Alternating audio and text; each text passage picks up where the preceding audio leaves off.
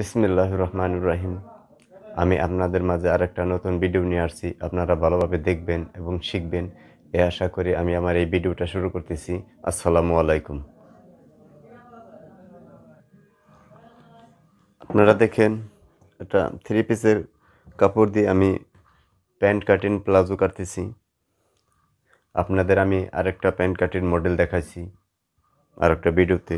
আমি এটা আরেকটা প্যান্ট কাটিংয়ের মডেল আপনাদের খুব সহজ এটা দেখাবো কিভাবে প্যান্ট কাটিং কাটতে হয়।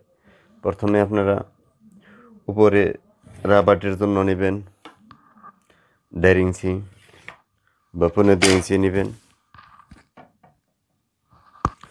নিচে নেবেন 1 ইঞ্চি বা 1.5 ইঞ্চি নেবেন। আর এই সাইডে আপনাদের সহজভাবে এটা দেখাচ্ছি।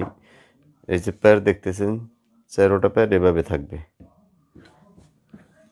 এভাবে সেলাই দেওয়ার জন্য আপনারা এভাবে মার্কিং করে নেবেন।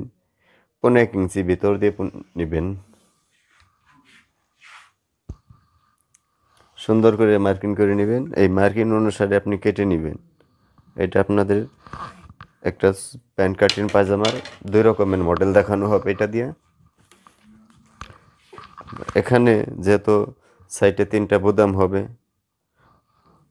আপনারা 3 ইঞ্চি পর্যন্ত এটা নেবেন, 3 ইঞ্চি ফাড়া রাখবেন এবং কি এখানে 3টা বোতাম হবে। এখানে 3টা বোতাম হবে এবং কি 3 ইঞ্চি উপরে রাখবেন ফাড়াটা। আর এখানে রাখতে হবে 10 ইঞ্চি। হ্যাঁ, রাখতেছি 13 ইঞ্চি। আর এখানে রাখতেছি 15 ইঞ্চি। আপনারা এরকম শেপ কাট দিয়ে মার্কিং করে নেবেন।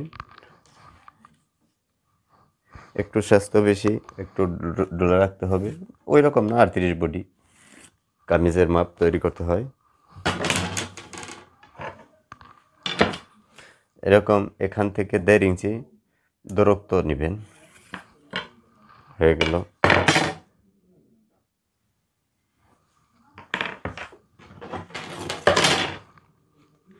আমার এটা মার্কিং করা শেষ। আপনারা যারা আমার এই চ্যানেলটা এখনও সাবস্ক্রাইব করেননি তারা সাবস্ক্রাইব করে দিবেন, পাশে থাকা বেল আইকনটি বাজিয়ে দিবেন, তাহলে পরবর্তী ভিডিও দেওয়ার সাথে সাথে পেয়ে যাবেন। ভালো লাগলে লাইক দিবেন, কমেন্ট করে জানাবেন, আপনার বন্ধুদের মাঝে বেশি বেশি করে শেয়ার করে দিবেন, সবাই দেখতে পারে বা সবাই শিখতে পারে। আপনাদের প্রতি আমার একটাই আশা।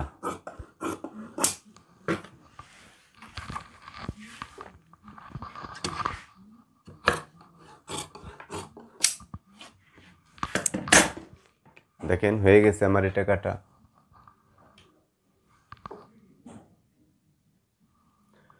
আপনারা ভালো থাকেন, সুস্থ থাকেন, আপনার জীবন আনন্দময় সুখময় হোক, এই বলে আমার এই ভিডিওটা শেষ করতেছি। আসসালামু আলাইকুম, খুদা হাফেজ।